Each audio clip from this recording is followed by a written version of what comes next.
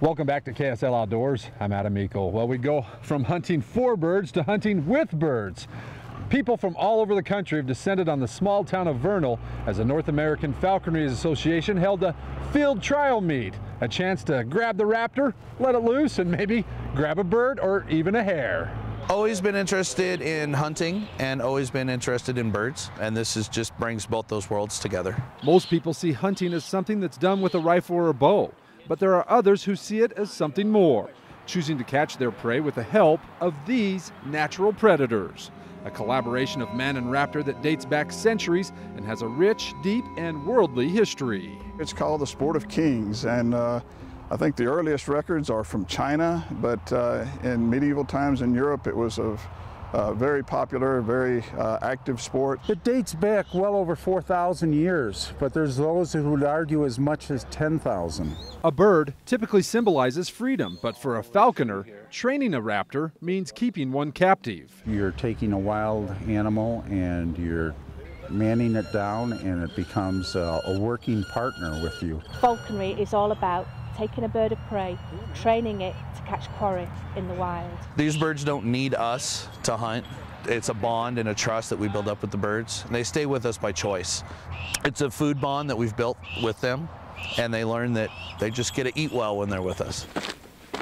One of the nice things about this sport is you basically do just exactly what the bird would do in the wild, only you get to be close and watch it. Where you going, girl? You walk along and the bird follows you along in the treetops. You're trying to chase out the quarry, and the bird dives down after the quarry. So essentially, you're the dog working for the bird. In a nearby field, Missy shows us one technique to catching quarry, called out of the hood, where her hawk flies in direct pursuit from her gloved hand straight to its prey. It doesn't take long before a jackrabbit is flushed from the bushes and Rogue flies into action. He's hurt.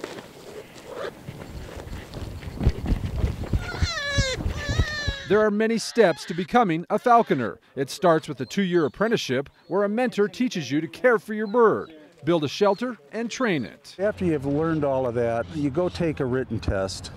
I believe it's an 80% you have to pass the test with. The falconers that we met all agreed the sport is not for everybody, because one thing a mentor cannot teach. It is an everyday commitment. The days that we don't fly our birds, we still have to care for them. The birds need 24/7 looking after. You can't just go out and pick up a bird if you don't know anything about it. It's a lot more than a hobby. I feel a hobby is something you do when you have time, passion, you make the time. It's a fun, active sport, and a lot of guys are very dedicated to it. But if you don't have the time, probably not something for you, because the birds do require a lot of time. But these falconers say the rewards outweigh the demands. The pleasure of being out with a hawk, watching it do what it's supposed to be doing, chasing and catching quarry. It just kind of gets in your blood, and it's something that you just can't hang up. You just can't explain what it's like when you're going out with your bird and the bird's flying free, but it still follows you. We tend to run our lives around the sport. We're very passionate about the birds, and it's a brotherhood. Everybody knows everybody. Fly like a butterfly.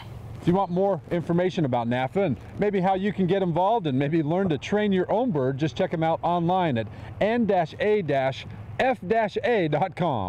Time now to dive into tonight's Utah Field Guide.